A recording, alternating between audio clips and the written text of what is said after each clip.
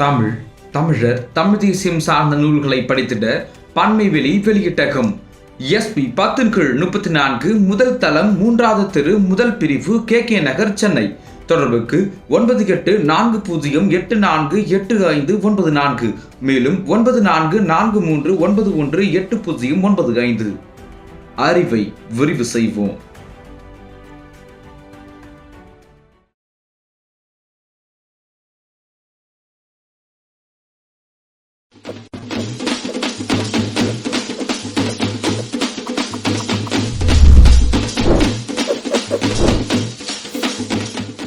தமிழர் முன்னேற்றம் நேயர்களுக்கு வணக்கம். தமிழ்நாட்டில் அண்மை காலங்களாக பள்ளிக்கூடங்கள் சாதி மோதல் களமாகவும் போதை பொருட்கள் விற்பனை மையமாகவும் அறக்கல்வியிலிருந்து அப்புறப்பட்டு நிற்பதாகவும் மாறியிருக்கிறது. இந்த சூழ்நிலையில் தமிழ்நாட்டில் கல்வி குறித்து ஒரு மிக நீண்ட உரையாடலை தமிழ் சமூகம் நிகழ்த்த வேண்டிய தேவை எழுந்திருக்கின்றது. அந்த அடிப்படையில் இன்றைய தினம் தமிழ் தேசிய பேரியக்கத்தின் பொதுச் செயலாளர் ஐயா கி வெங்கட்ராமன் அவர்களோடு நாம் தமிழக கல்வி சூழல் குறித்து உரையாட உள்ளோம். ஐயா வணக்கங்க.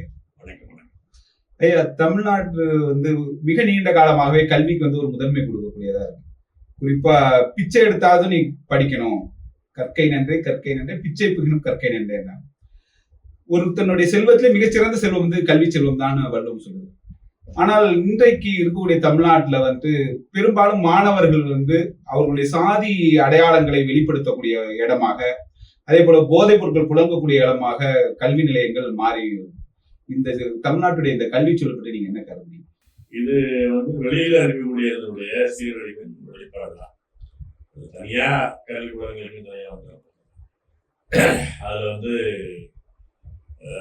நம்ம இங்க இதுக்கு முன்னாலெல்லாம் ஆசிரியர் என்பவர்கள் ஒரு எடுத்துக்காட்டானவர்களாக அந்த பகுதியில் இருக்கக்கூடிய அரசியலாளர்கள் ஒரு எடுத்துக்காட்டானவர்களாக இருந்தாங்க.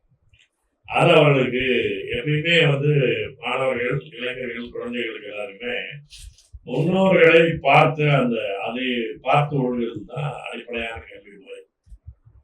பெற்றோர்கள் எப்படி இருக்கிறாங்களோ அது மாதிரிதான் அவர்கள் வருவாங்க. அப்படிதான் அவங்களுடைய இப்ப ஏற்று கல்வியை தாண்டி அவருடைய ஒழுக்கங்கள், அந்த நடைமுறை என்பதெல்லாம் அதுதான் கண்ணுக்கு தெரியாமல் செயல்படுறது. அது உட்கார வச்சு சொல்றது இல்லை. அது இயல்பாக அதை பார்த்து அது முன்னோடியாக பண்ணலாம். யார் சமூகத்துல மதிப்புமிக்கவர்களாக இருக்காங்களோ அவர்கள் என்ன செய்யறாங்களோ அதை பின்பற்றலாம். இப்ப அந்த வகையில் தான் நீங்க ரஜினி ஹேஷ்டேக்கிறது இன்னைக்கு ஏதாவது இது பண்ணா அந்த மாதிரியான முடிய வச்சுக்கிறதுங்கிறது எல்லாம் இருக்குல்ல, அந்த மாதிரியான உடைகள் இது எல்லாமே அப்படிதான். அப்ப அந்த மாதிரி நமக்கு ஒரு முன்னோடியாக மதிப்பு மிக்கவர்கள், குடும்பத்தில் இருக்கிற பெரியவர்கள், அரசியல் இருக்கக்கூடிய பெரியவர்கள், இவர்கள் தான் பிள்ளைகளுக்கு பள்ளியா இருந்தாலும் கல்லூரியா இருந்தாலும் இருப்பாங்க. அவர்கள் சீரழிந்ததுதான் தொடக்கமே. அதனால அதனுடைய மிகப்பெரிய விளைவாக அந்த பள்ளிகள்ல இந்த சாதி கயிறு இதெல்லாம் பண்றாங்க. இப்ப நீதிபதி சந்துரு தலைமையில ஒரு குழுவை போட்டாங்க, எல்லாம் பண்ணாங்க. அது ரொம்ப மேம்போக்கான பரிந்துரைகள் தான். அது வழக்கமா ஜாதிக்கு எதிரான பயிற்சி கல்வி இருக்கணும், பெயர் கட்டுறது எடுத்துடணும், சாதி பெயர்ல பள்ளிக்கூடம், இந்த மாதிரியான செய்திகள் தான் இருக்கே தவிர ஒரு அடிப்படையா அரசியல் சீரழிவிலிருந்து தொடங்கி அந்த பரிந்துரை இல்லை. ஆனாலும் கூட அந்த வரம்புக்குட்பட்ட பரிந்துரையை கூட வெறும் பேப்பர் தான் இருக்கு. அது செயல்படுத்துறதுக்கான முயற்சி எடுத்துக்கிறாங்க. அதுக்கான காரணம் செயல்படுத்துவது என்பது இவர்களுடைய பதவி அரசியலுக்கே இடையூறா இருக்கிறதா ஒரு கருதல் தான். அதனால இன்னைக்கு அவர்கள் பசங்களுக்கு தங்களுக்கான தனியான அடையாளம், தனியான திறமைகள், இதை வளர்த்து கொண்டு போவதற்கான அந்த முயற்சிகளுக்கு பதிலாக ஒரு கும்பலம் குடிக்கிட்டா அதன் வழியாக தன்னை அடையாளப்படுத்துகிறது, தன்னை வெளிப்படுத்துகிறது. ஏன்னா எல்லாத்துக்குமே குறிப்பா அந்த டீனேஜ்ங்கிறாங்கல்ல, இதுல தன்னை வெளிப்படுத்திக்கணுங்கிற விருப்பம். அந்த வெளிப்படுத்திக்கிற விருப்பத்துக்கு நீங்க ஒரு முன்னோடியாக ஏற்கனவே இருந்தாங்கன்னா அதை பார்த்து அது போல காரணப்படுத்துறது, தனக்குன்னு ஒரு ஃபீல்டு, ஒரு விளையாட்டுத்துறையோ அல்லது ஓவியத்துறையோ அல்லது இசைத்துறையோ அல்லது படிப்போ, இந்த மாதிரி ஏதாவது படிப்புலையே கருதமோ அந்த மாதிரி ஏதோ ஒண்ணு அவங்க செய்வாங்க. அப்படி செய்யற மாணவர்கள் இன்னைக்கு இதுதான் செய்யறாங்க. நீங்க வந்து தண்ணியிலேயே வண்டியை ஓட்டுறாங்கிறாங்க, எந்த பசங்க இருக்கதான் செய்யறாங்க. அந்த ஆனா அதை வந்து முதன்மைப்படுத்துறதுக்கு பதிலா இங்க பள்ளிக்கூடத்துல வந்து ஒரு 4 பேர் சேர்ந்துக்கிட்டு, இப்ப நீங்க வந்து எப்பயுமே கேங்கு சேர்றது என்பது புதுசு கிடையாது. பள்ளிக்கூடத்துல அந்த காலத்துல இருக்கிறது தான் கேங் சேர்றது இருக்கிறது. ஆனா அதுக்கு ஒரு மரியாதை இல்லாத போது அது அப்படியே தொடங்கும் போது விழுந்துடும்.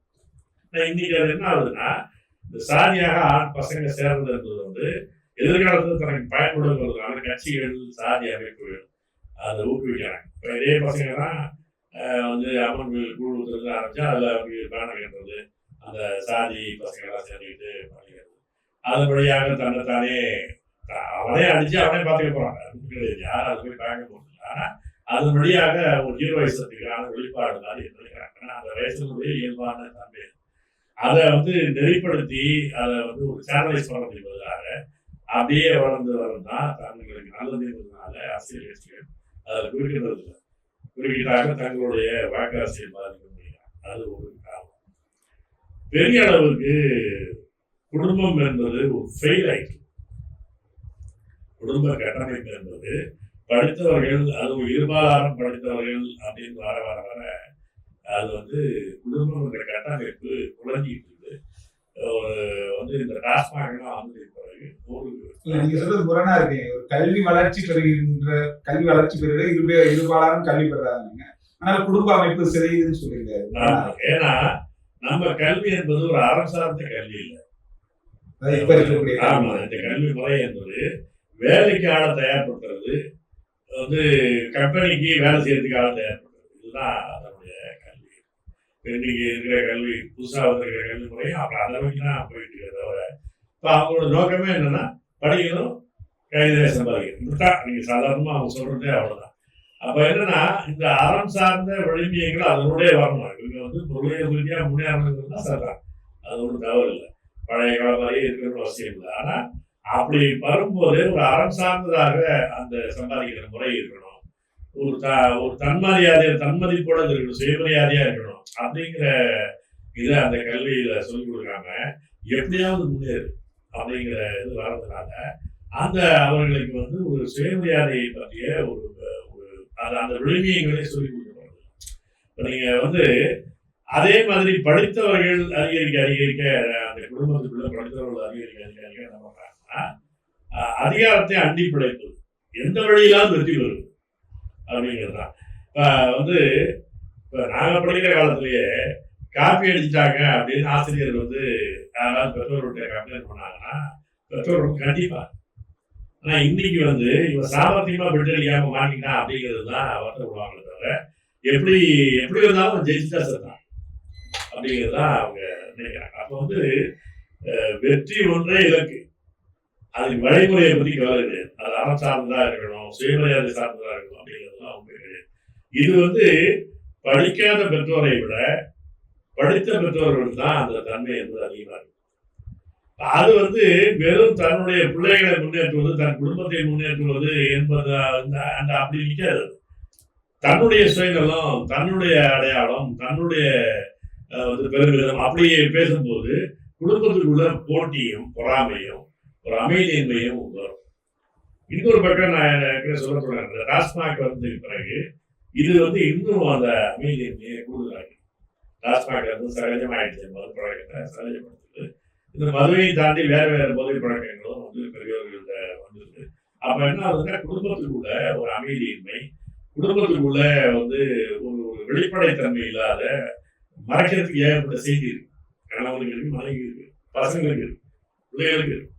அப்ப வந்து இப்படி ஒரு உரையாடலே, ஒரு மனம் திறந்த ஒரு நேர்மையான உரையாடலே நடக்காம ஒரு போலித்தனமாக பேசிக்கிறது, தன்னுடைய பொசிஷனை வந்து முழுமையாக வெளிப்படுத்திடாம தான் என்னவா இருக்கிறோம் என்பதை மறைப்பதற்கான முயற்சி எல்லாமே பண்ணிக்கிறாங்க.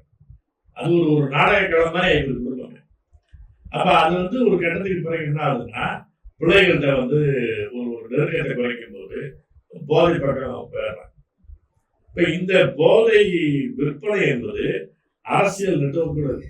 நீங்க இப்படி பண்றாங்கன்னா பாருங்க, ஆளுங்கட்சியில் இருக்கிறான் அல்லது பெரிய கம்பெனிக்காரனா இருக்கிறான், அப்படியாவது இருக்காங்க.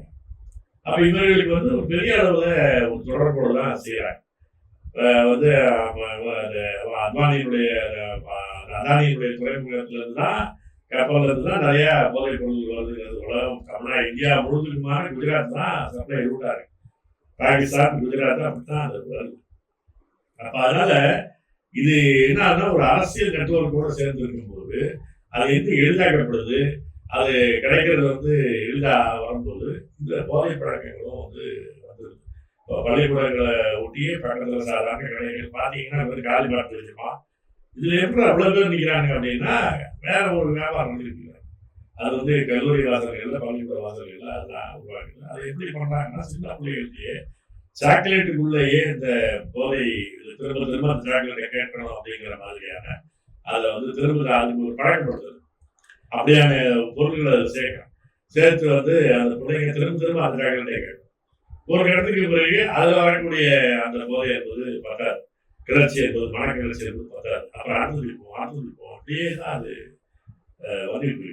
இப்ப அந்த மாதிரியான இந்த ஒரு மாடர்ன் அப்படிங்கிற பேராக இருக்கக்கூடிய பாப் கல்ச்சர் இது எல்லாமே சேர்ந்து இது ஒரு போதை பழக்கத்தை பள்ளிகள் வரைக்கும் அது விரிவாக்கிட்டு இருக்கு. அதுதான் காரணம். நீங்க ஒரு நாடுல ஒரு கல்வி சூழல் அல்லது கல்வி முறை என்பது ஒழுங்கா இருக்குன்னா அதுக்குரிய கல்விக் கொள்கை என்பது சரியா இருக்கும். இப்ப கடந்த 2020 தேசிய கல்விக் கொள்கை இந்திய ஒன்றிய அரசு அறிமுகம்.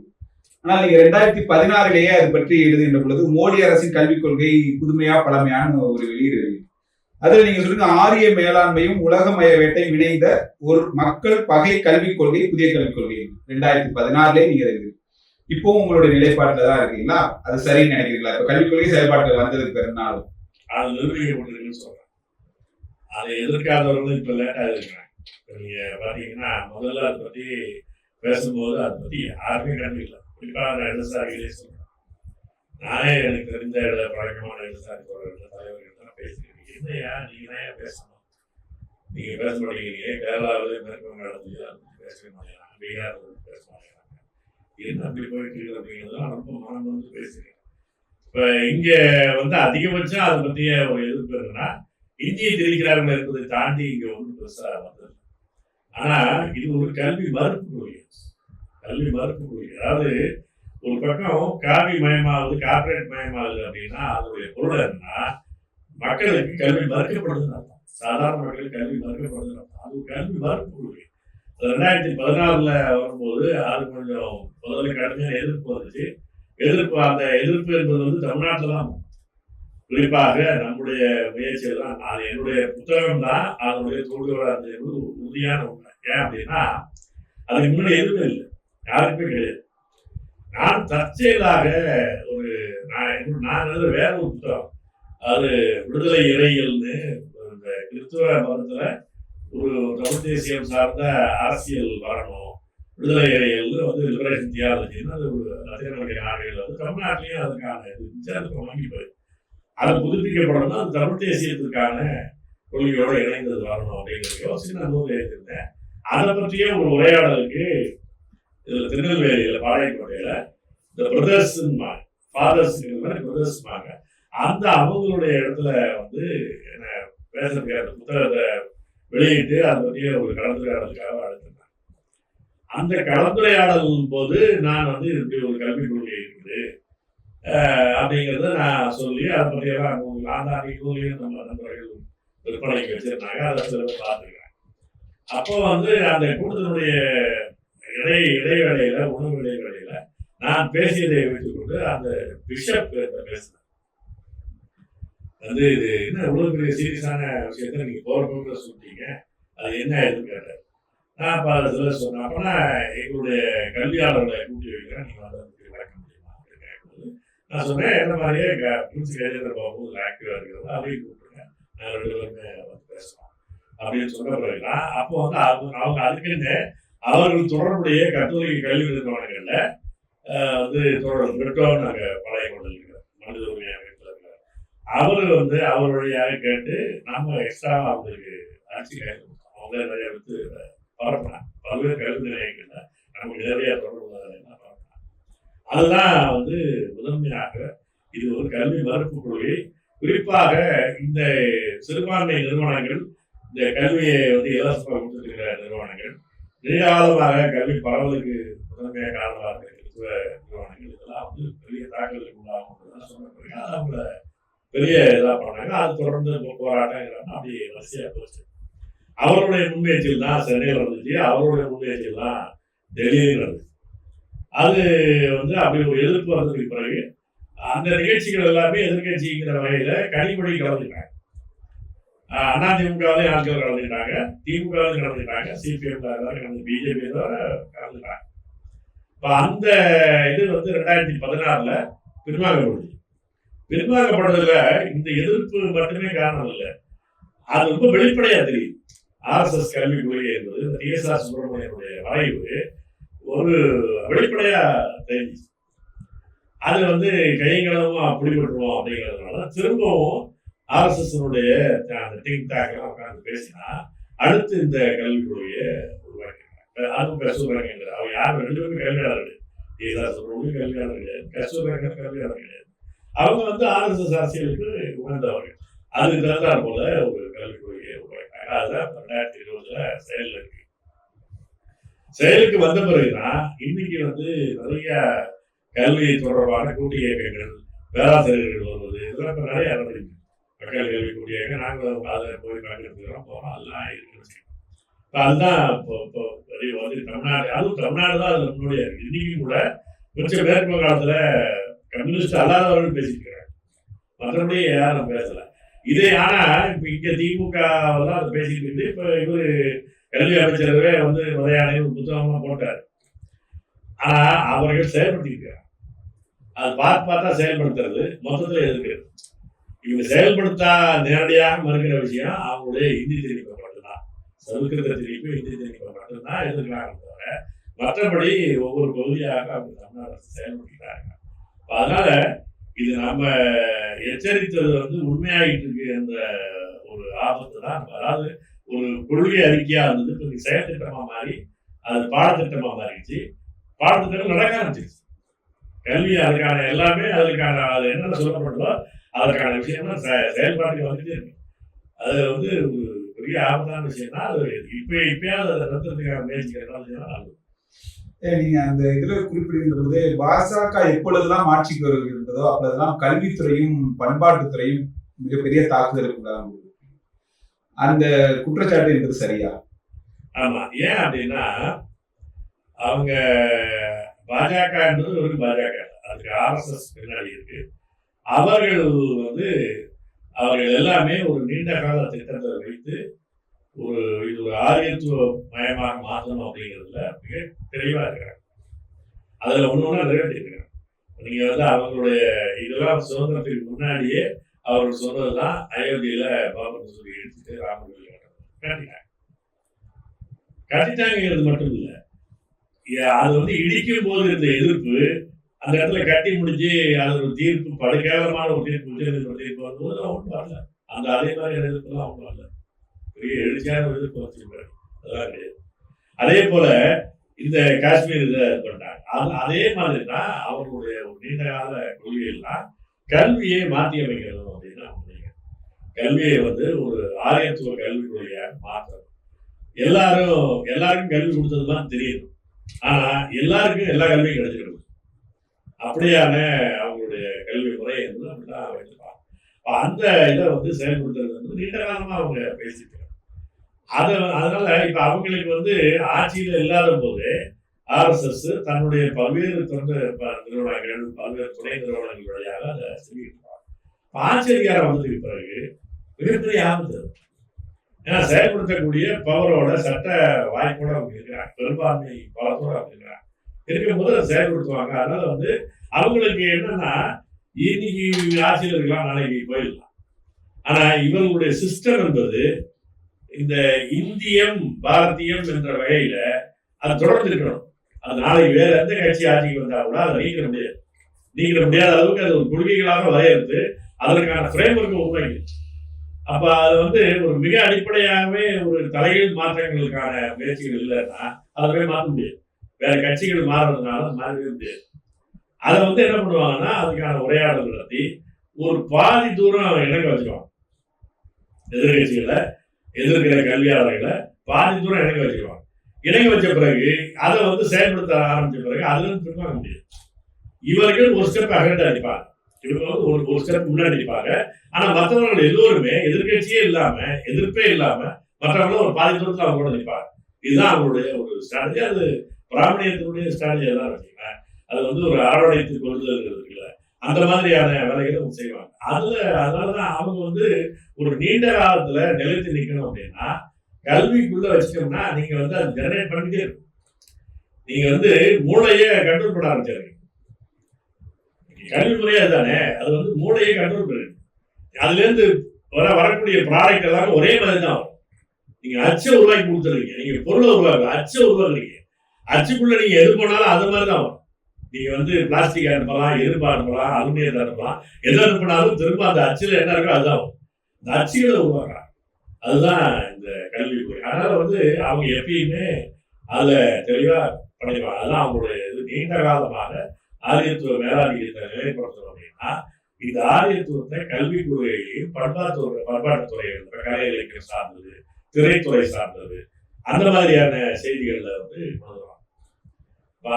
அதனாலதான் அதுதான் நீங்க அறநிலையத்துறைய கீழே வரைக்கும் கோயில்லாம் அப்படின்லாம் அவங்க பேசுறது இருக்குல்ல. இந்த பண்பாட்டு படையெடுப்பினுடைய ஒரு அஜெண்டா அதுதான் அவங்க மெயினா வச்சுக்குவாங்க. ஏன்னா அவங்களுக்கு வந்து உடனடியாக சில செய்ய வேண்டிய வேலைகள் மேம்போக்காக எல்லா அரசியல் கட்சிகள் இருக்கிற மாதிரி அவங்களுக்கு இருக்கு. அடிப்படையாக செய்ய வேண்டியதுன்னு ஒன்று பண்ணிக்கிட்டு அதை நவத்திக்கிட்டே இருப்பாங்க. அதுல ஒண்ணு ஒரு 11 அஜெண்டா வச்சாங்கன்னா அதுல 1, 2 ஜெயிச்சுக்கிட்டே இருப்பாங்க. அதனால நீங்க ராமர் கோயில் முடிஞ்சு வச்சு அடுத்த கிருஷ்ணர் கோயில் வச்சிருக்காங்க. அந்த பக்கம் வந்து காஷ்மீரை முடிச்சிட்டாங்க. இப்ப யாரும் 370 திரும்ப கொண்டான்னு கேட்கல, மாநில அந்தஸ்தை திரும்ப கொடுத்து கேட்கிறாங்க. அது போதும் அவங்களுக்கு, அவ்வளவுதான். அந்த மாதிரியான இதுதான் இந்த கல்வி கொள்கை இருக்குது. அதனாலதான் ரொம்ப இவர்களுடைய இதுங்கிறது வந்து ஒரு நீண்ட கால திட்டத்துல செயல்படுத்துறாங்க. அதற்கான ஒரு பொறியமையோடு இருக்கிறாங்க. காங்கிரஸ் தான் அந்த மாதிரி கொள்கை உள்ள கட்சி தான். ஆனா அவர்களுக்கு வந்து அரசு அதிகாரிகளை தாண்டி இவர்களுக்கு தனியாக கல்வியாளர்கள் அவங்க கிடையாது. கம்யூனிஸ்ட் கட்சிக்கு மாற்று கல்வியாளர்கள் உண்டு, ரொம்ப குறைவானவர்கள். ஆனா இவங்க வந்து சிஸ்டமேட்டிக்கா அந்த RSS அமைப்பு இருக்குல்ல, அப்போ வந்து அதை குறியாக உருவாக்கிக்கிறாங்க. அதனாலதான் சொல்லிட்டு மோடி அரசின் புதிய கல்விக் கொள்கையை நோக்கம் பெரும்பான்மையான மக்களுக்கு தரமான கல்வியை மறுப்பதாக கொடுக்குறீங்க. ஆனா நீங்க 24, 25 நிதி ஒதுக்கீடுல பாத்தீங்கன்னா மத்திய ஒன்றிய அரசுடைய நிதி ஒதுக்கீடுல பாத்தீங்கன்னா ஏறக்குறைய 1.02 லட்சம் கோடி ஒதுக்கிருக்காங்க. அதுக்கு முந்தைய இதுல வந்து 73,000 கோடி ஒதுக்கிருக்காங்க. நிறைய உயர்கல்வி நிறுவனங்கள் எல்லாம் உருவாக்கிட்டு இருக்கிறதா வந்து அரசுடைய அறிக்கை சொல்லுது. இப்ப நீங்க சொல்லுவது என்பது அதற்கு முரணா இல்லையா? அதான் தரமான கல்வியை மறுப்பது அதுதான் பண்றாங்க. அது கல்வி பரவலாகிறது யாரும் நிறுத்த முடியாது. ஏன்னா புதுசா பசங்க வராங்க, அவங்க கல்வி கொடுத்தாலும் தரலாம். இப்ப அவங்க என்ன பண்ணிக்கிட்டு இருக்கிறாங்க, அவங்க சொல்றத தமிழ்நாடு அரசாங்கம் சும்மா எதிர்த்து பேசிட்டு செயல்படுத்திருக்காங்க. அவங்க சொல்றாங்க இப்ப வந்து பள்ளிக்கூடங்களை வந்து மூடிடுங்க அப்படின்னா யாரும் மூடுறாங்க. அது பதில் என்ன பண்றதுன்னா பள்ளி இணைப்புங்கிறது. அரசு பள்ளிகள்ல நீங்க வந்து பசங்க போதுமான அளவுக்கு இல்லை, மாணவர்கள் சேர்க்கை இல்லை அப்படின்னா அதுக்கு என்ன செய்யணும், அதற்கு எதனால வரலையோ அதை வந்து சரி பண்ணி அவங்களை வரவழைக்கணும். அதற்கு பதிலாக என்ன பண்ணிடுறாங்கன்னா நிறைய பசங்க வரல அப்படின்னா அந்த பள்ளிக்கூடத்தை மூடு அப்படிங்கிறதுக்கு பதிலாக பக்கத்தில் இருக்கிற பள்ளியோட இணைச்சிருக்காங்க. என்ன சிக்கல், நீங்க கிராமப்புறத்துல இருக்கக்கூடிய மாணவர்கள் மாணவிகள் அவங்க வந்து ஒரு பக்கத்துல இருக்கிற பள்ளிக்கூடத்துக்கே வரல அப்படின்னா நீங்க ஒரு இன்னும் 3 கிலோமீட்டர் தாண்டி இருக்கக்கூடிய இன்னொரு பள்ளியோட இணைச்சிங்கன்னா எப்படி வருவாங்க? பக்கத்துல இருக்கிறதே வரல. அப்ப கல்வி மறுப்பு என்பதை என்ன பண்ணிடுவாங்கன்னா நேரடியா செய்யாம வயபிலிட்டி என்ன எப்படி ஒரு சும்மா கடத்தை வச்சுக்கிட்டு அதுக்கு ஒரு ஆசிரியர் போட்டு இருக்க முடியுமா அப்படின்னு கேட்கறது இருக்குல்ல. இந்த ஒதுக்கீடை வந்து சரியா பயன்படுத்தணும்ல, எஃபிஷியண்டா பயன்படுத்தணும், கொடுக்குற பணத்தை சரியா பயன்படுத்தணும்னா அப்படிங்கிறத பண்ணிடுவாங்க. அது போல இவங்க இந்த இதற்கான ஒதுக்கீடுல வந்து ஒரு உயர்கல்வியா இருக்கட்டும், ஆய்வு கல்வியா இருக்கட்டும், அல்லது புதிய வடிவத்திலான கல்வி புதிய பிரிவுகளை உருவாக்குறதா இருக்கட்டும், இதெல்லாம் பார்த்தீங்கன்னா பெரும்பாலும் அதற்கான செலவுகள் கூடுதலாக 2 காரணம் இருக்கு. ஒன்று வந்து இயல்பாக அது இருக்கக்கூடிய ஆசிரியர்கள் பணியாளர்களுடைய ஊதியம் உயர்ந்துட்டு தான் இருக்க முடியும். அதுக்கான செலவு கொடுத்து தான் ஆகணும் செய்யணும். அது அல்லாமல் ஏற்கனவே இருக்கிற கட்டமைப்புகளை தொடர்ந்து பராமரிக்கிறதுக்கே செலவுகள் அதிகரிக்க விலையை அதிகரிக்க அது செய்யணும். இது ஒரு இயல்பாக இருக்கக்கூடிய நேச்சுரல் எக்ஸ்டென்ஷன். அது வந்து ஒரு பெரிய இன்க்ரீஸ் தான் சொல்ல முடியும். இதெல்லாம் புதுசாக அவங்க வந்து கல்வி முதலீடு செய்யறாங்க. அது வந்து எப்படின்னா இவர்கள் சார்ந்த இவர்களுக்கு விருப்பமான இவர்கள் கொள்கைக்கான நெருக்கமான அந்த கல்வி பிரிவுகளை வந்து புதுசாக புதிய பிரிவுகளாக உருவாக்கும். அதுதான் விரிவாக்குவாங்க. குறிப்பாக வேதிக் மேத்தமேட்டிக்ஸ் இந்த இதுல வந்து அனைத்து இந்திய அறிவியல் மாநாட்டில் அறிவியல் சயின்ஸ் காங்கிரஸ் அந்த மாநாட்டில் வந்து பிளாஸ்டிக் சர்ஜரி படிக்கும் போது பிள்ளையார பத்தி படிக்கலாம். அப்ப இது எல்லாமே என்னன்னா நீங்க வந்து ஒரு பண்டைய காலத்துல பிளாஸ்டிக் சர்ஜரி மாதிரி ஏதாவது இருந்துச்சா அப்படின்னு நீங்க ஆய்வு செய்ய சொல்றது ஒன்றும் தப்பு கிடையாது. அந்த பிள்ளையாரோட இணைக்கிறது இல்லை. அப்ப என்ன பண்ணுவாங்கன்னா தவிர்க்க முடியாம அவருடைய கதையோட தான் அதை இணைக்கிட்டே இருப்பாங்க. அதுல வந்து என்ன ஆகணும், அதை நிரூபிக்கிறதுங்கிறது தான் அவங்களுடைய கல்வியாளருடைய வேலை, ஆய்வாளருடைய வேலை என்ன, இதை நிரூபிக்கணும். நிரூபிக்க முடியலன்னா ஃபெயிலியர். வெற்றியை பண்ணா அதை நிரூபிச்சாதான். அப்ப வந்து நிரூபிச்சது மாதிரி ஒண்ணு காட்டணும். அப்ப அதுக்கான இன்வெஸ்ட்மெண்ட் பண்ணிக்கிறாங்க. இப்ப அதை நோக்கிய படிப்புகள் வரும்போது தவிர்க்க முடியாம இந்த புராணங்கள் இதை பத்திய படிப்பதோ அதுல ஈடுபாட்டை உருவாக்குவது என்பது புதுதாக. இப்ப எங்களுடைய இன்வெஸ்ட்மெண்ட் என்பது என்னன்னா அவங்க ஒதுக்கீடு அதிகப்படுத்திட்டாங்கிறதுனாலேயே தரமான கல்விக்கு எல்லாருக்கும் கிடைக்கிற மாதிரி பண்றாங்கன்னு அர்த்தம் கிடையாது. தரமான கல்வியை எல்லோருக்கும் கிடைக்காம தரமான கல்வி வளர்ந்துட்டு தான் இருக்கு. அது சில பேருக்கு மட்டும் கிடைப்பது, மற்றவர்களுக்குலாம் என்னன்னா இது வந்து வடிகட்டி அனுப்பி வந்து ஒரு திறன் தொழிலாளிகளாக உருவாக்கினா போதும் அப்படிங்கிறதா அதுதான் கல்விகளுடைய அடிப்படையே விஷயம். அதுதான் இந்திய விடுதலைக்கு முன்னால் 48 இப்ப 2020 அமைக்கப்பட்ட அந்த கல்வி குழு வரைக்கும் பல்வேறு கல்வி குழுக்கள் போட்டிருக்காங்க. குறிப்பா மால்கம் ஆதிசேஷியாவில இருந்து கோத்தாரி கல்வி. எந்த கல்விக் கொள்கை வந்து ஒரு மொழிவழி தேசிய இனங்களுடைய கல்வியை அதை முதன்மைப்படுத்துவதாக நீங்க கருதுறீங்க? அப்படி எதுவுமே இல்லை. கோத்தாரியில கொஞ்சம் சொன்னாங்க, அப்படி எதுவுமே இல்லை. என்ன காரணம்னா இவங்க வந்து ஒரு கல்வி பரவல் அப்படிங்கிற முயற்சியில வந்து தாய்மொழி வழி கல்வி என்பது வந்து பரவலாக சொன்னாங்க. சுதந்திர போராட்ட காலத்திலே சொன்னதுதான். அதன் பிறகு அவங்களுக்கு அது ஒன்றும் இல்லை. இது அதுக்கு ஒரு காரணம் என்னன்னா இந்த ஆங்கில கல்வி என்பது ஒரு சோசியல் கேபிட்டல் அப்படிங்கிற மாதிரியான ஒரு கருத்து. அது வந்து அதுதான் ஒரு முன்னேற்றத்துக்கான ஆற்றலாக உருவாக்க முடியும். அதனுடைய நோக்கமே என்னன்னா பணியாளர்களை உருவாக்கும், கம்பெனிகளுக்கு உகந்த பணியாளர்களை உருவாக்கும்.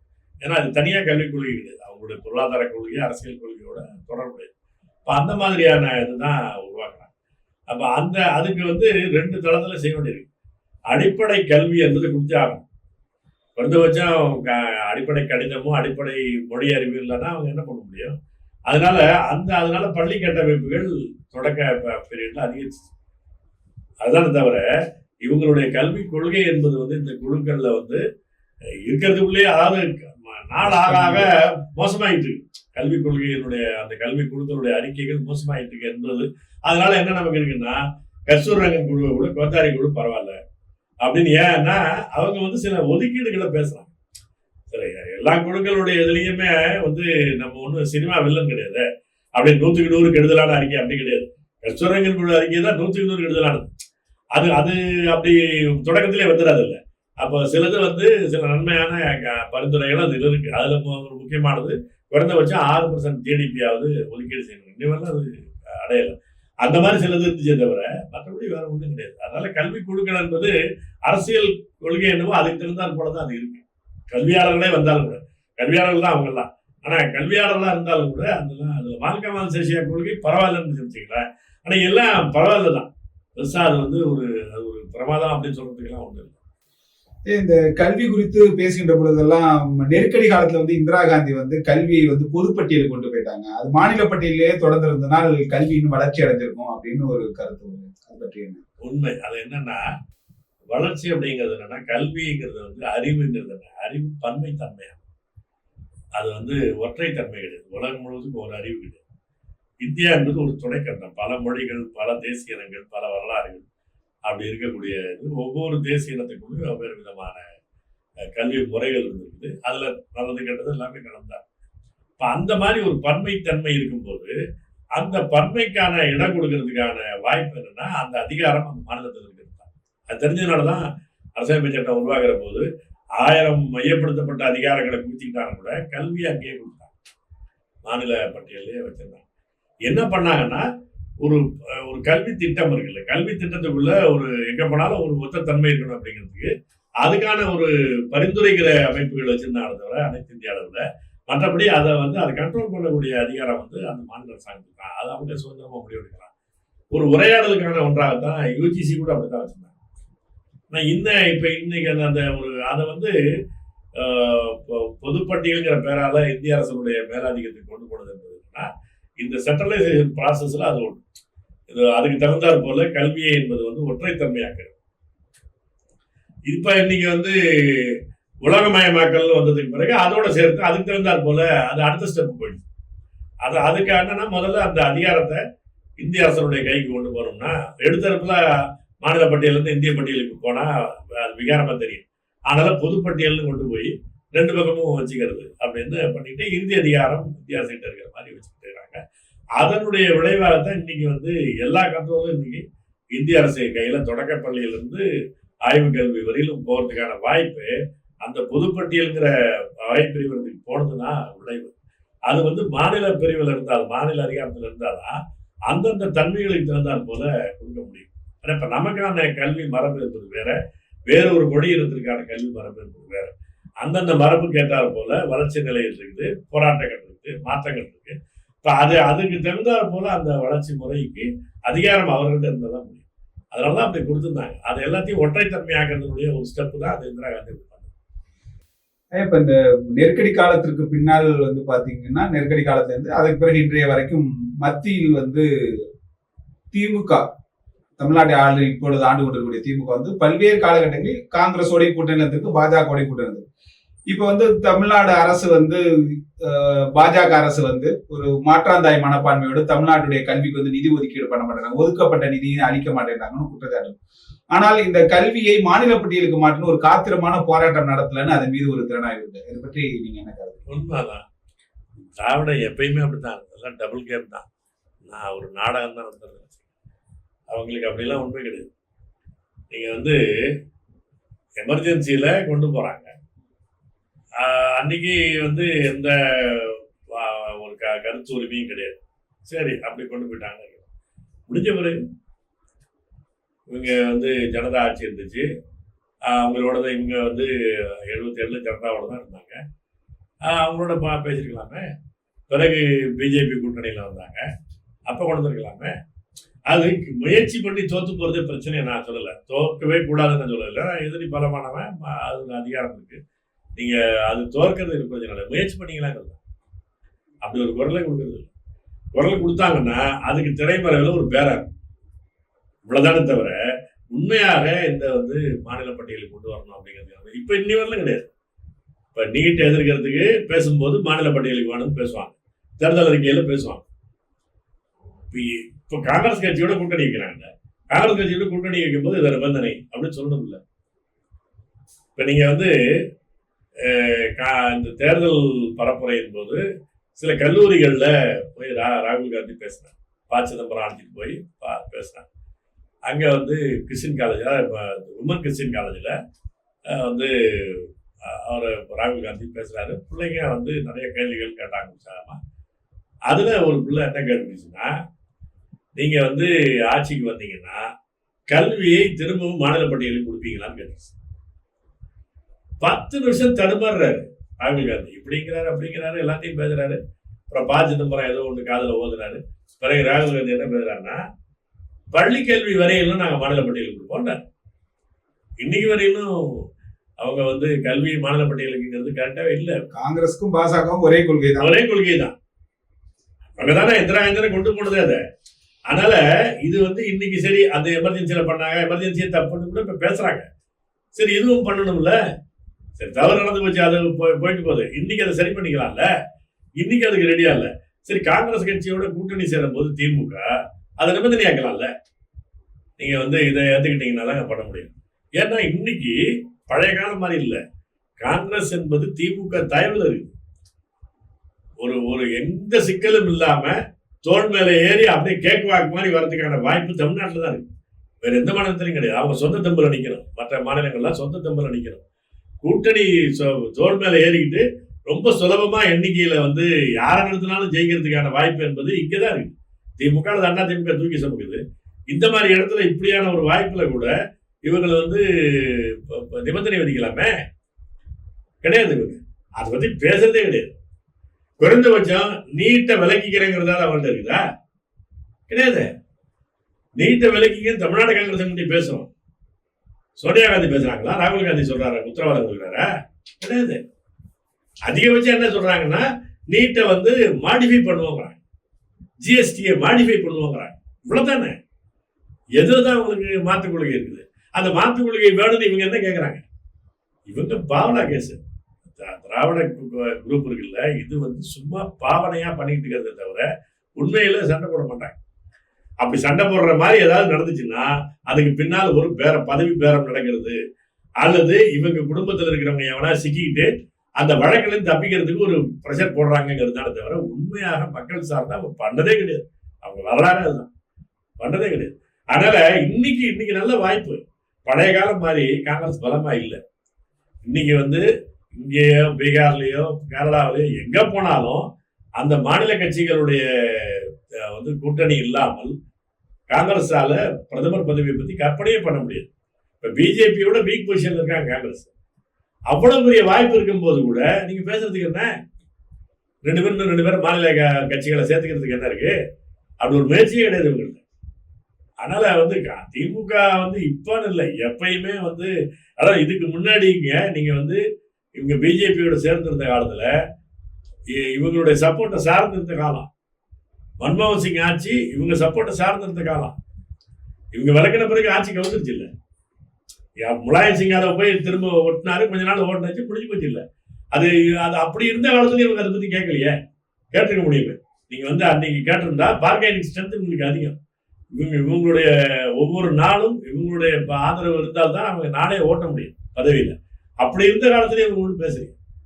புதிய கல்விக் கொள்கை என்கின்ற தேசிய கல்விக் கொள்கை 2020 2019 அறிமுகப்படுத்தப்பட்டுள்ளது. தமிழ்நாட்டுல வந்து தேர்தலை எதிர்கொண்ட திமுக வந்து அவங்களுடைய தேர்தல் அறிக்கையில நாங்கள் ஆட்சிக்கு வந்தோம்னா தமிழ்நாட்டுக்கான தனியான ஒரு கல்விக் கொள்கை போது குழு அமைப்போனாங்க.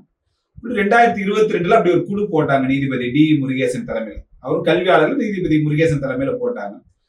2024 தான் அந்த குழுவே அறிக்கை கொடுத்தது. ஆனால் இன்று வரை அது வெளியிடப்படவில்லை. இடையிலேயே வந்து பாத்தீங்கன்னா அந்த குழுவில் இருந்த முன்னாள் துணைவேந்தர் ஜவஹர் நேசன் அதுல இருந்து வெளியேறிட்டு இது வந்து IAS அதிகாரியுடைய கட்டுப்பாட்டுல இருக்கு. இன்னும் சொல்ல போனால் தேசிய கல்விக் கொள்கையுடைய அடிப்படையை செயல்படுத்துவதுதான் மாநில கல்விக் கொள்கை நோக்கமா இருக்கு. அதற்காக வந்து நாங்கள் வந்து வற்புறுத்தப்படுறோம் அப்படின்னு மாதிரி சொன்னாங்க. இந்த தமிழ்நாடு அரசுடைய இந்த கல்விக் கொள்கை பற்றிய உங்களுடைய கருத்து என்ன? கல்விக் கொள்கை குழு கொடுத்த அறிக்கை என்னாச்சுங்கிறது ரொம்ப இருக்கட்டும்.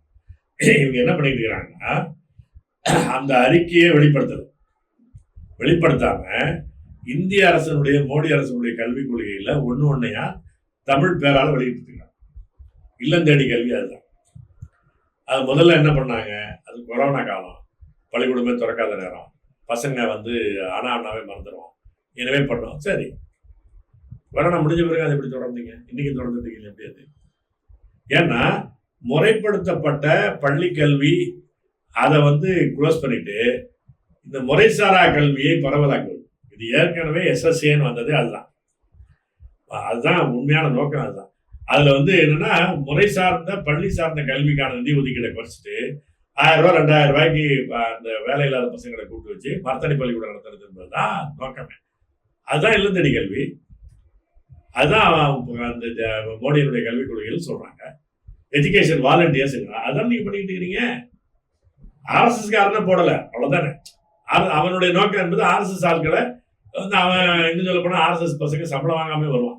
ஏன்னா அவனுக்கான விஷயத்தெல்லாம் வந்து RSS அவனுடைய கல்வி நிறுவனங்கள் பார்த்துக்குவான். அரசாங்கத்திட்ட ஸ்டைஃபண்டே வாங்காம கூட வேலை பார்ப்பானுங்க. அப்படி பண்ணானுங்க. அவங்கள வந்து நிறுத்திட்டீங்க, ரைட்டு.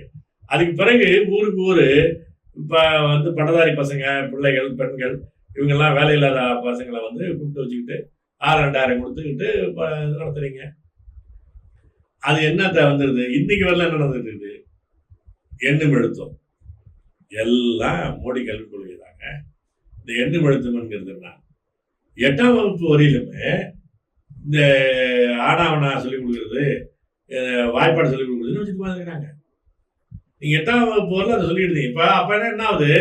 நீங்க அப்படி ஒரு பேக்லாக் இருக்கிற பசங்களுக்கு தனிக்கவனம் செலுத்துறதுக்கு ஒரு ஏற்பாடு பண்ணுங்க, பிரச்சனை இல்லை. ஏன்னா 5ஆம் கிளாஸையும் தாண்டி வந்துடுறான், அவனுக்கு 1, 2, 100 வரலும் கூட பிழையெல்லாம் எழுத வரல, அதெல்லாம் பிரச்சனை இருக்கு.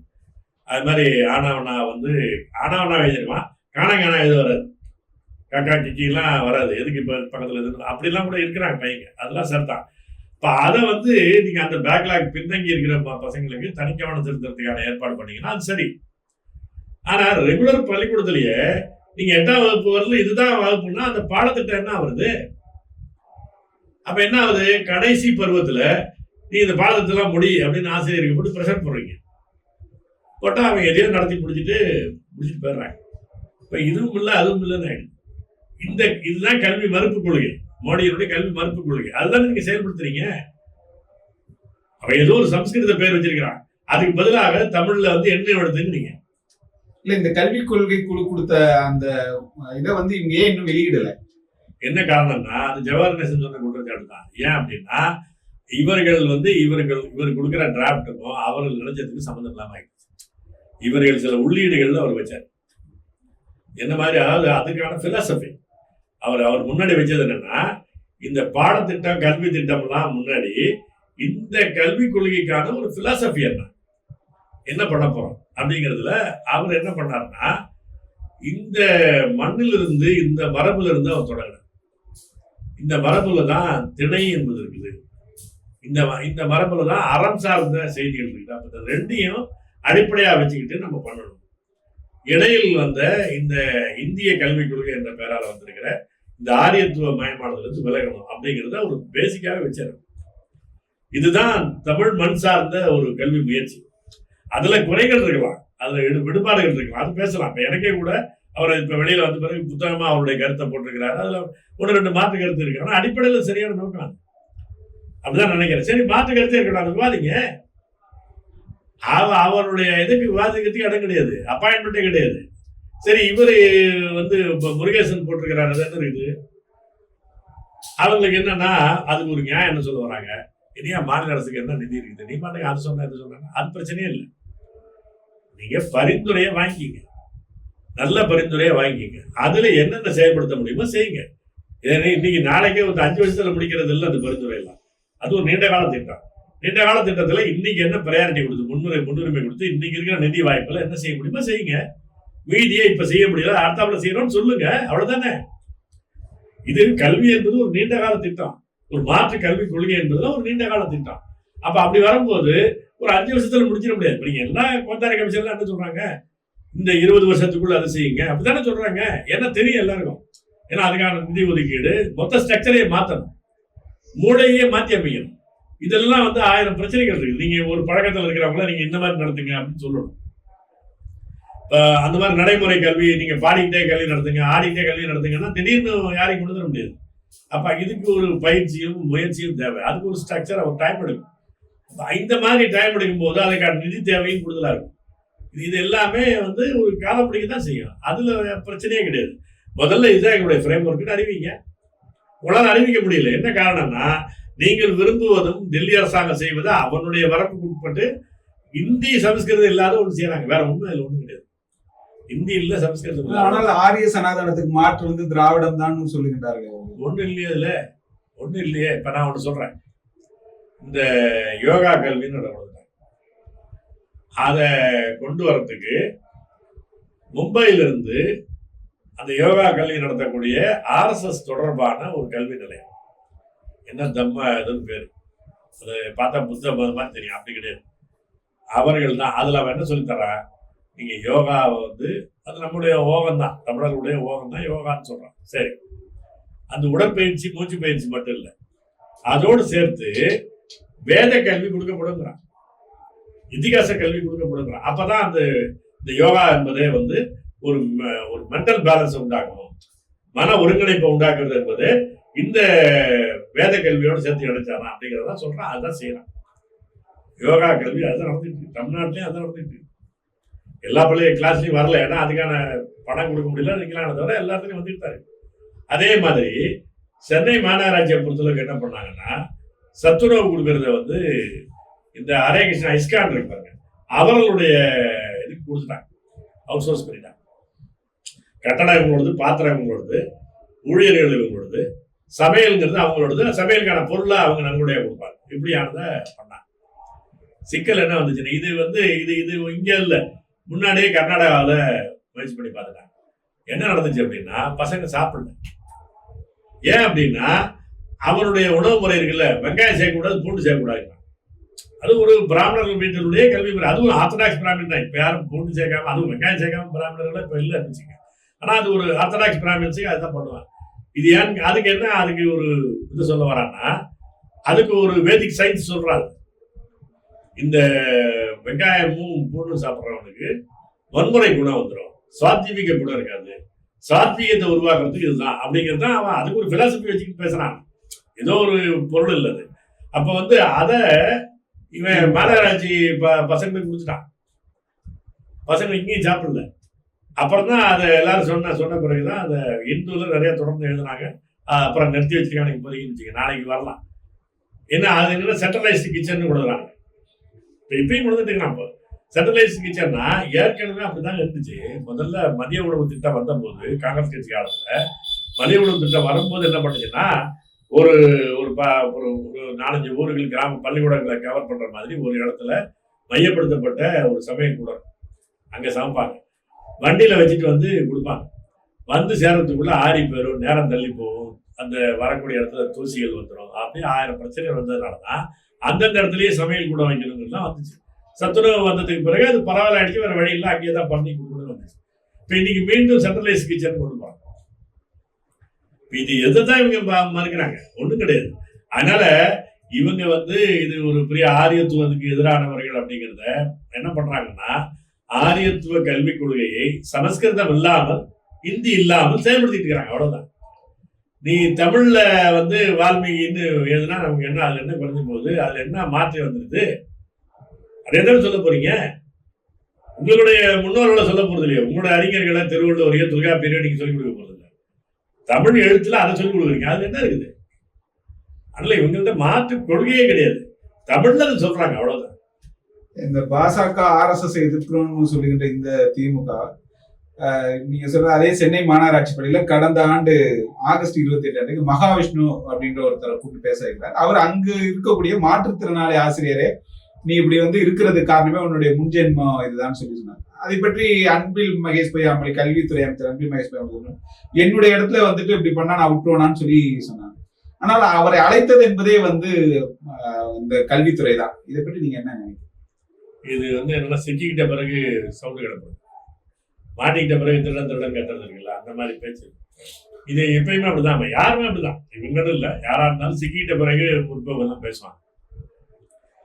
அவன் வந்தது கல்வி அதிகாரியினுடைய அனுமதியோட தான்.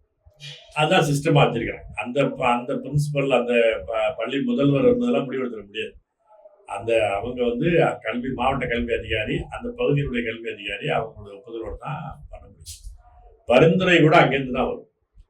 அவர்கள் என்னன்னா பல பள்ளிக்கூடங்களை தான் பேசியிருக்கிறாரு அப்படிங்கிறத வச்சுதான் கொண்டு வராங்க. ஒன்றும் புதுசா அந்த அசோக் நகர் பள்ளிக்கூடத்துல புதுசா வரல. அவன் பல பள்ளிக்கூடத்துல பேசிட்டா அதனுடைய கணக்கில் தான், அதை பார்த்து தான் அந்த அம்மா வந்து இவரு நல்லா பேசுறாராம, இது வீடியோலாம் பார்த்துருக்கோம். அந்த அம்மாவுக்கு அந்த கருத்தை கூட இருந்திருக்கலாம் அந்த முதல்வருக்கு. அது கேட்டவுடனே அவங்க சரின்றாங்க. இப்போ அது வந்து இந்த இப்போ ஏற்கனவே நடந்துகிட்டு இருக்குல்ல, அதெல்லாமே என்ன நடந்துட்டு தான் இருக்கிறாங்க. அதனால வந்து அது ஒண்ணுமே இவங்களுக்கு வந்து ஒரு பெரிய மாற்று கல்வி சிந்தனை அல்லது ஒழுக்க சிந்தனை இதுக்கான விஷயம்லாம் ஒன்றும் கிடையாது. இப்போ நீங்க தமிழர்களுடைய அறம் சார்ந்த ஒரு சொற்பொழிவுகள் நடக்கணும் இல்லை, பழைய காலம் நடந்துச்சு. என்ன சொல்ல போனா காங்கிரஸ் கட்சிக்கார காலத்துல கூட அறநெறி வகுப்புகளே நடக்குது. ஆமா, அறநெறி வகுப்பே கிடையாது. அந்த வகுப்பு எல்லாம் வேஸ்ட் நினைக்கிறான். அதெல்லாம் இப்ப நீங்க வந்து விளையாட்டு இதுவே நேரத்தையே பிடிங்கி இந்த சயின்ஸும் மேத்ஸும் தான் நடத்திட்டு இருக்கிறான். அதுல வந்து அதெல்லாம் வேஸ்ட்னு நினைக்கிறாங்க. அதுல வந்து எதுவுமே இல்லைன்னு வச்சுங்க. அதனால இவங்க எல்லாமே குழாப்புட்டு மாதிரி ஆட்களை, கம்பெனிக்கான ஆளை தயார் பண்ணி அனுப்புறது, சம்பளத்துக்கு வந்து உயர் சம்பளம் வாங்குற உத்தியோகத்துக்கு தகுந்தப்ப ஆள் தயார் பண்ணி கொடுத்துட்டா போதும். நமக்கு பெற்றோர்களுக்கு என்னன்னா கை நிறைய சம்பாதிக்கிறதுக்கான கல்வி இருந்தா போதும், அவ்வளவுதான் அவங்களுக்கு. அதனால வந்து அது அப்படியே மார்க்கெட்டிங்கா தான் பண்ணிட்டு இருக்கிறாங்க. தவிர இவங்களுக்கு வந்து அப்படி ஒரு அறம் சார்ந்த தமிழர் மரபு சார்ந்த கல்வி கொடுக்குங்கிறது ஒரு கருத்து கிடையாது.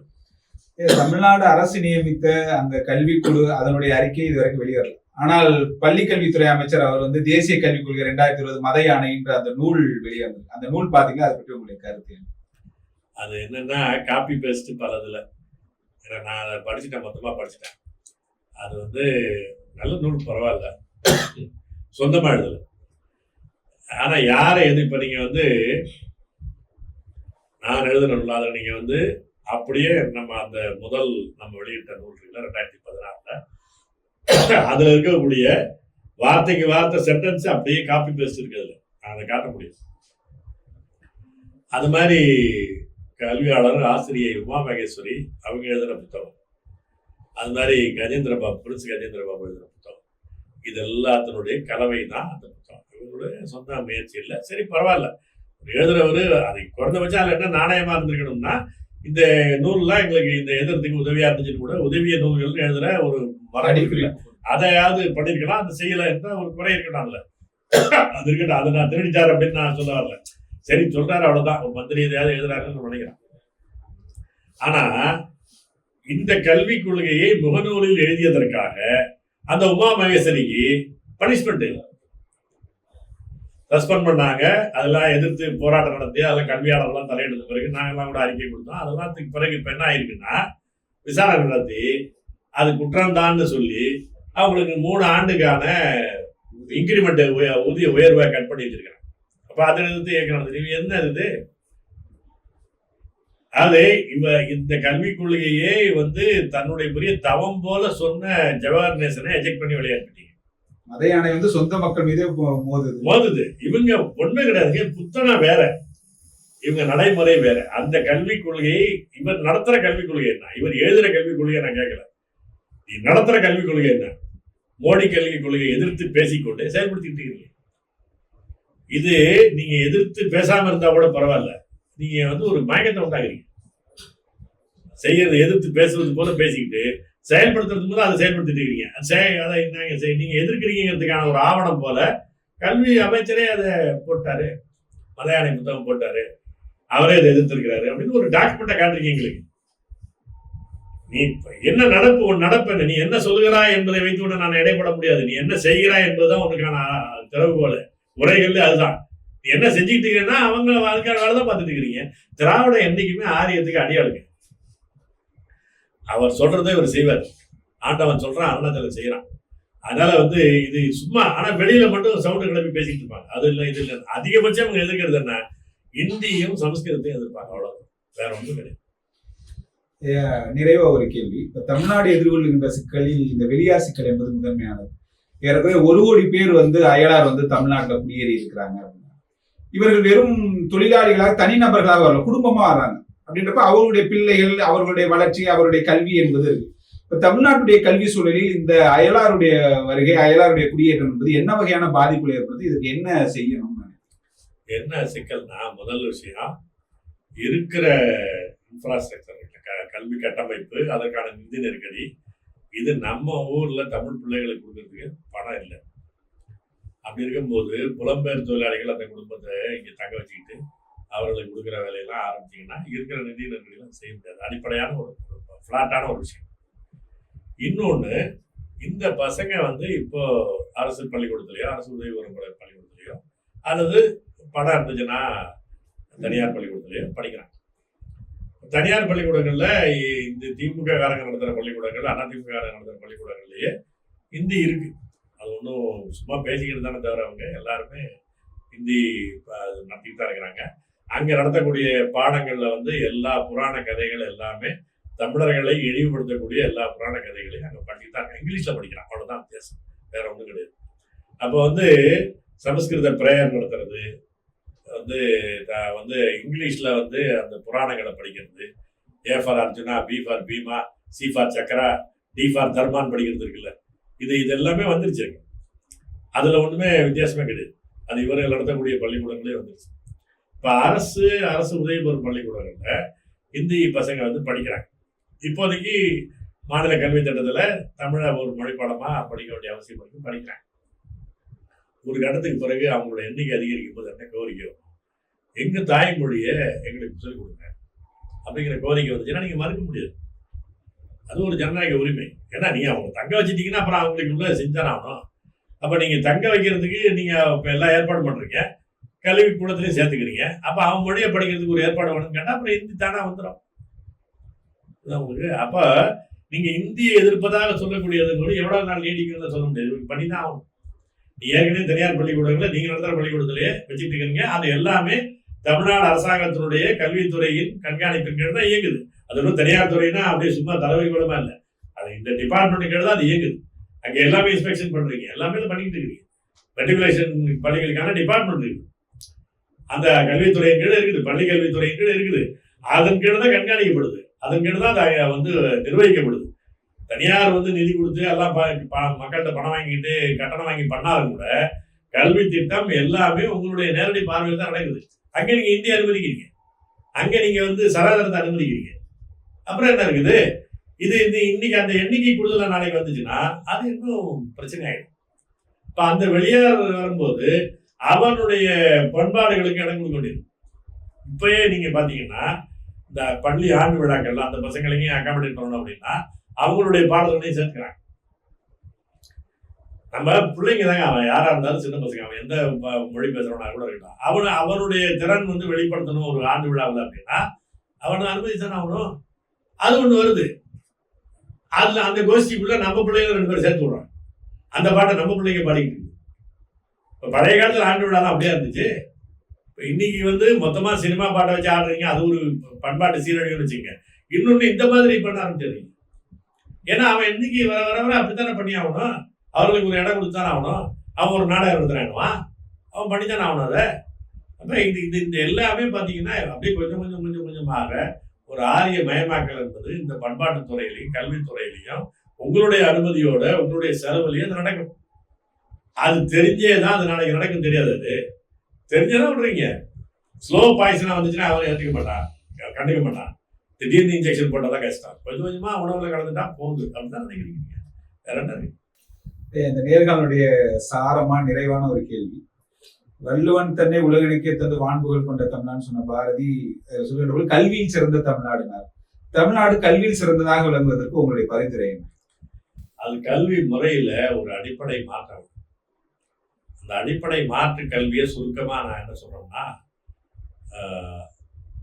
அறிவியல் சார்ந்த தமிழ் தேசிய ஜனநாயக கல்வின்னு சொல்றோம். அந்த கல்வி கொள்கைக்கு பேர், இந்த பேரை நீங்க வேற ஒன்னா கூட மாற்றி வச்சுக்க. கண்டென்ட் வந்து என்னன்னா, இந்த மண்ணின் மரபிலிருந்து அது அதனுடைய கல்வி முறை வரணும். இப்ப நான் ஒரு உதாரணத்துக்கு சொல்றேன், நீங்க ரொம்ப பெரிய விரித்து சொல்ல வேண்டிய அவசியம் இல்லை. இப்ப நம்ம ஊர்ல கண்ணுக்கு நேர கல்லணை, கண்ணுக்கு நேர 1000 வருஷத்தை கடந்த 2 கோபுரம் நிற்குது. இந்த ஆற்று நீர் கட்டமைப்புகள், வாய்க்கால்கள், ஏரி பாசன முறை, அது மாதிரி வந்து உலோகங்கள்ல உருவாக்கப்பட்ட சிற்பங்கள், கடவுள் திருவுருவங்கள்லாம் இருக்கு. இதை உருவாக்குகிறதுக்கான ஒரு அறிவியல். இந்த அறிவியலுக்கு ஒரு பாடத்திட்டத்துக்கு என்ன சம்பந்தம்? இந்த கல்வி திட்டம் வந்து இந்த மண்ணின் வேர்ல இருந்து தொடங்கணும். இப்ப அதுக்கு முதல் விஷயம் மாநில அரசுகிட்ட அந்த அதிகாரங்களை வச்சுங்க. அது ஒரு அடிப்படை.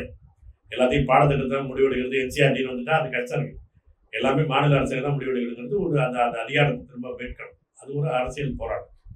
கல்வி திட்டத்துல எப்படி இருக்கணும் அப்படின்னா, நீங்க வந்து இதை வந்து படிக்காமல் ஒருத்தன் வந்து இன்ஜினியரிங் படிக்கக்கூடாது.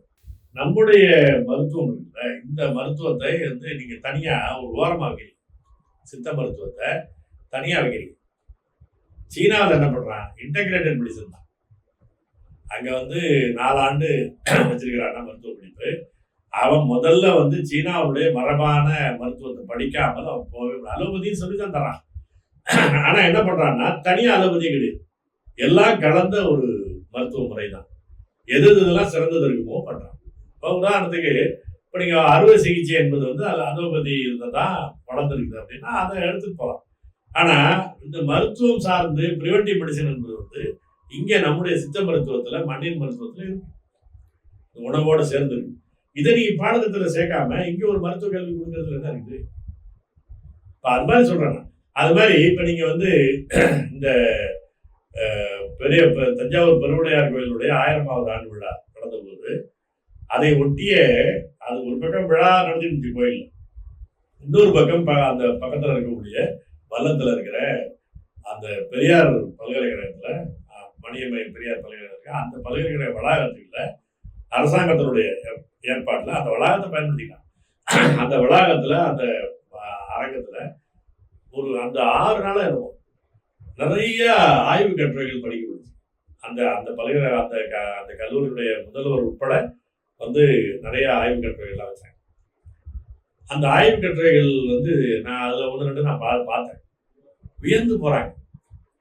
நீங்க அதனுடைய உள்ளுக்குள்ள அது ஒரு பெரிய அஸ்திவாரம்லாம் ஒன்றும் அதிகம் கிடையாது, இவ்வளவு பெரிய உயரத்துக்கு கட்டிருக்காங்க. ஆனா எந்த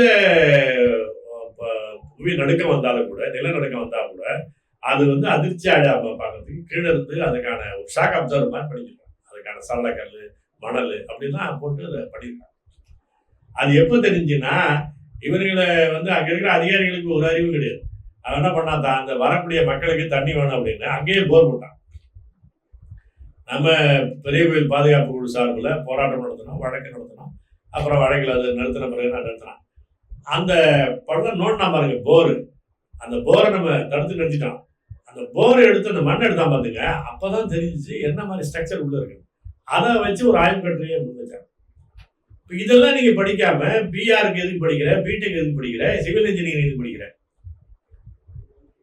இது எல்லாமே தமிழ்ல இருக்கு. இதற்கான அளவு, இந்த மண்ணை பற்றிய அறிவு, இது எல்லாமே தமிழ்ல இருக்கு. இதை நீ படிக்கணும்ல. சித்த மருத்துவம் பாடதான் இருக்கு. இந்த பாடல்களை நீங்க படிச்சீங்கன்னா தான் அதுல இருக்கிறது தெரியும். இது என்ன உங்களுக்கு கம்பெனி சாராத அங்கேயே உங்களை சுத்தி இருக்கக்கூடிய நாங்க அமைப்பு சார்பில் நான் சொல்றது ஒரு 98-99 நினைக்கிறேன், நெய்வேலியில தமிழர் மரபு அறிவியல் தொழில்நுட்ப கருத்தரங்கம் நடத்தினோம். 3 நாள் தான். அதுல மூலிகை மணி வெங்கடேசனை ஒரு சிறப்பு பேச்சாளராக கூட்டம். அவரு இப்ப இறந்துட்டாரு, அவருடைய பையன் தான் அதை நடத்திட்டு மூலிகை மணின்னு பத்திரிகை நடத்தினார். மூலிகை மணி வெங்கடேசன் சொல்லுவாங்க. அவரை கூப்பிட்டோம். அவர் உள்ள கையில மைக்க கொடுத்த உடனே என்ன சொன்னார்னா, இருக்கிறவங்கள வெளியே போங்க. எதுக்கு சொன்னாருன்னு யாருக்கும் புரியல, எங்களுக்கே பெரிய அதிர்ச்சி. சொல்ற வெளியே போங்க அப்படின்னு எல்லாரும் போனாங்க வெளியில. அங்கே கட்டடத்தை சுத்தி உங்க இந்த ஹாலை சுத்தி இருக்கக்கூடிய, இந்த அரங்கத்தை சுத்தி இருக்கக்கூடிய இடத்துல உங்களுக்கு எந்த செடியை பிடிச்சிட்டு வர முடியுமோ பிடிக்கிட்டு எடுத்துருவாங்க. மொத்த லட்சரே அதுதாங்க. 2 மணி நேரம் பேசலாங்க. எல்லா செடியும் அவருக்கு தெரியுது. எல்லா செடியும் நம்ம கலைன்னு நினைக்கிறதே கூட அது ஒரு மூலிகைங்கிறது. அதுக்கு என்ன குணம் இருக்குது, அதுக்கான பொட்டானிக்கல் நேம் என்ன, அதை இந்த இந்த லத்தீன் மொழிகள்ல இருக்கக்கூடிய பேர் என்ன, அட்டகாசமா சொல்றாரு. நீ இவ்வளவு பெரிய அறிவு நம்மகிட்ட இருக்குது, இதை நீ படிக்காம மருத்துவம் படிச்சு என்ன பண்ண போற? லா காலேஜில் சட்டம் படிக்கிறீங்க, கண்ணகி வழக்குரைத்த காதையை படிக்காம உனக்கு என்ன ஜூரிஸ்ப்ரூடன்ஸ் படிச்சு என்ன பண்ண போற? நீங்க ஒரு அஃபிடவிட்டுங்க, ஒரு அஃபிடவிட் எப்படி தாக்கல் பண்ணணுங்கிறது தான் கண்ணகி வழக்குரைத்த காதை. நான் யாரு, என்னுடைய பின்னணி என்ன, ஏன்னா என் குற்ற பின்னணி கிடையாது, நான் இவ்வளவு ஒரு சிறந்த குடும்பத்துல இருந்து வரேன் அப்படின்னு ஏன் ஆரம்பிக்குது? என் ஊரு, குடும்பம் அப்படி நான் வெறும் பெருமை பேசுறதுக்கு இல்லை. அஃபிடவிட் அப்படிதான் தயார் பண்ண முடியும். நீங்க ஒரு பதில் உரை, நீங்க சும்மா ஒரு தொழிலாளி ஒரு சிக்கல்ல மாட்டினாருன்னா அவருக்கு என்ன பதில் நோட்டீஸ் எப்படி எழுதி கொடுப்பீங்க? இவர் இதுக்கு முன்னாடி குற்றம்லாம் செய்தவர் இல்லை, இவர் இப்படியான ஆளு, இவர் இப்படிலாம் பாராட்டப்பட்டவருடைய வேலைக்காக அப்படின்னு தானே எழுதுவீங்க. அதுதானே உங்களுக்கு அஃபிடவிட்டு. அதை கண்ணகி வரைக்குறைத்த காதல் இருக்குது. நீ அதை படிக்காம என்னது நீ இப்ப ஜூரிஸ்ப்ரூடன்ஸ் படிக்கிற? நீ நடராஜர் சிலையை ஐபோன் சிலையை பத்தி படிக்காம என்ன மெட்டாலஜி படிக்க போற? நீங்க இதுல இருந்து ஆரம்பிக்கிறது. இந்த கல்வி முறை என்பது தமிழ் தேசிய கல்வி முறைனா, இந்த மண்ணை சார்ந்த மரபு என்பது ஒரு வளமான மரபு, ஒரு அறிவியலான மரபு. இப்ப நீங்க இந்த வழக்குரைத்த காதைனா, அவன் மன்னர் என்பது ஒரு அக்யூஸ்டே தன்னுடைய வழக்கை சொல்ல முடியுது. நீ இன்னைக்கு கூட கருப்பு போட்டாலும் தான் பேச முடியும். ஒரு சொந்த வழக்கு பேசுறதுக்கு வாய்ப்பே கிடையாது. பேசினீங்கன்னா கூட அது கண்டெம்டா போட்டுருவாங்க. நீ நீதிபதியை போய் நீ சொல்றது தப்பு அப்படின்னு சொன்னீங்கன்னா கண்டெம்ட் போட்டு நேரா போய் மன்னரை பார்த்து நீ பண்ணது தப்புங்கிற அவன் அதுக்கு போய் நொந்து போய் சாவறான். இது ஒரு அறம். நீ அவன் செத்தானா இல்லையாங்கிறதுலாம் பிரச்சனையே இல்லைங்க. ஒரு அறம் சார்ந்த ஒரு நீதி முறையை அது சொல்லுது. அந்த நீதிமுறையை நீ பள்ளிக்கூடம் சொல்லிக் கொடுக்காம, கல்லூரியில சொல்லிக் கொடுக்காம என்ன நீ ஜூரிஸ்ப்ரூடன்ஸ் சொல்லிக் கொடுக்க போற? என்ன லா காலேஜ்? இப்போ இந்த மாதிரி இருக்குங்கிறாங்க. இப்போ நம்ம வெட்டினரி காலேஜில் போனீங்கன்னா வந்து குதிரையை படிப்பான், நாயை படிப்பான், கோழி மாடெல்லாம் பிறகுதான் படிப்பான். இது குதிரையெல்லாம் அவன் ஊருக்கு கதை. அவன் வெள்ளைக்கார படிப்புல அவன் சிலபஸ்ல கொண்டு வந்தான். உனக்கு என்ன இருக்குதுல? இது எல்லாமே பாத்தீங்கன்னா அது எல்லாம் நீங்க இதுக்கான மருத்துவ முறை இருக்குது, அதெல்லாம் சேர்க்கப்படுது இல்லை. நீங்க வெட்டரியிலே அப்படிதான். நீங்க அதனால துறைதோறும் பாத்தீங்கன்னா நம்முடைய மரபு அறிவிலிருந்து தொடங்கி இன்னைக்கு இருக்கிற வளர்ச்சியை அடுத்து அதோட சேர்த்து கொண்டு போகும். நம்மளால இங்கிலீஷ்ல சொல்ல அப்படின்னா டயரியாவா டிசென்ட்ரியான்னு சொல்ல தெரியாம இருக்கான். ஒரு டீசெண்டா சொல்றாரா இங்கிலீஷ்ல. நீங்க வந்து வயிற்றால போவோம், அவர் டயரியா அப்படின்னு சொல்ல தெரியாது. டிசென்ட்ரின்னு டிசென்ட்ரினா கொதிச்சு போறது, கொஞ்சமா போறது. அதுக்கு மருந்து கொடுத்தாலும் என்ன ஆகுது? இருக்கிறதையும் டைட் பண்ணிடும். இது என்னன்னா இந்த மாதிரியான ஒரு போலித்தனத்தை நீங்க உருவாக்குறீங்களே தவிர இந்த கல்வி முறையில இது இவனுக்கான விடியல் அதுல கிடையாது. எந்த ஊர்லயும் அப்படி கிடையாதுங்க. எந்த இதுலயும் நீங்க அப்படி இல்லை. ஜப்பானா இருக்கட்டும், யாரா இருக்கட்டும், அவன் வந்து நவீன கல்வி முறைக்கெல்லாம் விரோதி இல்லை. அவன் வந்து அந்த மரபுல இருந்து அவன் கால் ஊண்டி நிற்கிறான். அந்த மாதிரி கல்வி முறை இங்க இருக்கும். ஒண்ணு. ரெண்டாவது, இந்த வகுப்பறை என்பது வந்து ஏதோ ஒரு ஆசிரியர் என்பது ஒரு அறிவாளி, அவர் கொடுப்பாரு, மாணவர்கள் வாங்கிக்கணுங்கிறதுலாம் கிடையாது. அதுக்கு ஒரு இன்டராக்ஷன், ஒரு உரையாடல் கல்வி முறை. அதெல்லாமே வந்து லத்தீன் அமெரிக்க நாடுகள்லேயே பல பேர் சொல்லிட்டாங்கன்னு வச்சுங்களேன். அது இங்க ஏற்கனவே இருந்ததுதான், உரையாடல் தான். அந்த உரையாடல் கல்வி முறை, அதாவது குருகுல கல்வி முறையாக அந்த திண்ணைப்பள்ளி, குருகுல கல்விங்கிறது அது வேற. நம்ம ஊர்ல அந்த திண்ணை பள்ளிக்கூடங்கிறது வேற. இந்த திண்ணை பள்ளிக்கூடத்துல வந்து தீண்டாமைக்குட்பட்ட சாதிகள் அனுமதிக்கப்பட்டிருப்பாங்களாங்கிறது சந்தேகம். அது இருந்திருப்பதற்கு வாய்ப்பு இல்லை. ஆனா மற்ற சாதிகள் சேர்ந்தவங்க தான் இருப்பாங்க. நீங்க வந்து பிராமணர்கள் மட்டும் தான் படிக்கணும் அந்த மாதிரிலாம் இருக்காது. இது வந்து அந்த மாதிரி திண்ணை பள்ளிக்கூடம் வேற. அந்த பள்ளிக்கூடத்துல உரையாடல் நடக்குது. நீங்க வந்து அதுல ஒரு ஆசிரியர் சொல்லிக் கொடுக்குறதாங்கிறதுலாம் கிடையாது. நீங்க உரையாடல் நடக்குது. நீ சொல்லுன்னு சொல்ல வைக்கிறாங்க. அந்த மாதிரியான விஷயமே கிடையாது. இப்போ எதிர்த்து கேள்வி கேட்டான்னா அதை முடக்கிறது என்பதுதான் அது ஒரு ஜனநாயகமற்ற கல்வி முறை.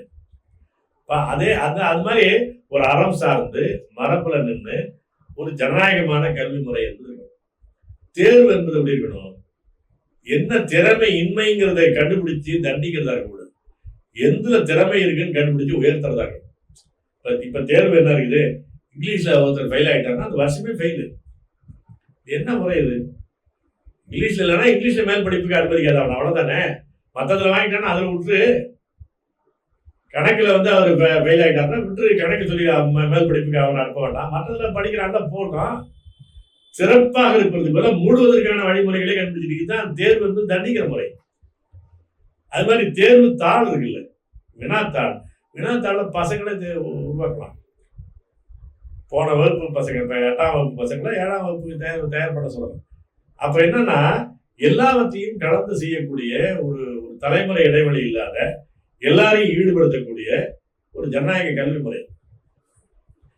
இப்ப இன்னைக்கு வந்து தொடர் மதிப்பீட்டு முறைன்னு அது வச்சிருக்கிறாங்க. இப்போ தொடர் மதிப்பீட்டு முறையும் ஒரு ஃபார்மாலிட்டி ஆயிடுச்சு. தொடர் மதிப்பீட்டு முறை நீண்ட காலம் நம்ம வைத்து போராடிய கோரிக்கை. நம்ம மாணவர் அமைப்புலாம் தொடர்ந்து போராடணும். இப்ப அன்றைய காலமா அது வந்துருச்சு. ஆனா அது என்ன ஆயிடுச்சுன்னா வெறும் ஃபார்மாலிட்டி மாதிரி ஆயிடுச்சு. தொடர் மதிப்பீட்டு முறை என்பது என்னன்னா, நீங்க வந்து இந்த ஆண்டு இறுதி தேர்வு இருக்குல்ல, அதுக்கான மதிப்பெண் என்பது 50 தான் இருக்கும், பாதி தான் இருக்கும். மீதி பாதி எல்லாம் வகுப்புல இவர்கள் செய்யக்கூடிய பெர்ஃபார்மன்ஸ், வகுப்புல பாடம் சார்ந்தது மட்டும் இல்லாமல் வேறு துறை சார்ந்து அது சக மாணவர்களுக்கு அவன் எப்படி உதவி பண்றாங்க, அறம் சார்ந்த விழுமியங்கள், இதற்கெல்லாம் மார்க் போடும். அப்படி போட்டு ஒரு முழுமையான மனிதனை உடைய கொண்டு வரணுமே தவிர வெறும் டெக்னோகிராட்டை உருவாக்க முடியும், ஒரு மனிதனை உருவாக்கணும். இந்த மாதிரியான ஒரு அற விழுமியம் சார்ந்த மரபில் நிற்கக்கூடிய தமிழ் தேசிய அறிவியல் வழிபட்ட தமிழ் தேசிய ஜனநாயக கல்வி என்பதுதான் நம்ம சொல்றோம். அது துறைதோறும் விரிவாக்கி சொல்றான்னு வச்சுக்கோங்க. ஒரு அடிப்படையை சொல்லியிருக்கிறேன். இதுதான் நம்ம மாற்று கல்வியா சொல்றோம். இதை முன்வைத்து தான் நம்ம போராடிக்கிறோம். அது மகிழ்ச்சி. வணக்கம். இவ்வாறான பல செய்திகளை, பல சிக்கல்களுக்கு விடை கிடைக்கக்கூடிய செய்திகளை தமிழர் கண்ணோட்டம் வலைவழியில் வெளிப்படுத்தி வருகிறோம். இது தற்சார்பாக செயல்படுவதற்கு நிதி தேவைப்படுகிறது. இந்த நிதியை நம்முடைய மக்களாகிய நீங்கள் தான், இளையோரும் பெரியோரும் நண்பர்களும் தோழர்களும் சான்றோரும், நீங்கள் உங்களால் இயன்ற அளவு என்ன இயலுமோ அந்த நிதியை வழங்குமாறு அன்போடும் உரிமையோடும் கேட்டுக்கொள்கிறேன். உங்களுக்கு நன்றி உணர்வோடும் பொறுப்புணர்வோடும் தமிழர் கண்ணோட்டம் செயல்படும் என்பதை உறுதி தெரிவித்துக் கொள்கிறேன். நன்றி, வணக்கம்.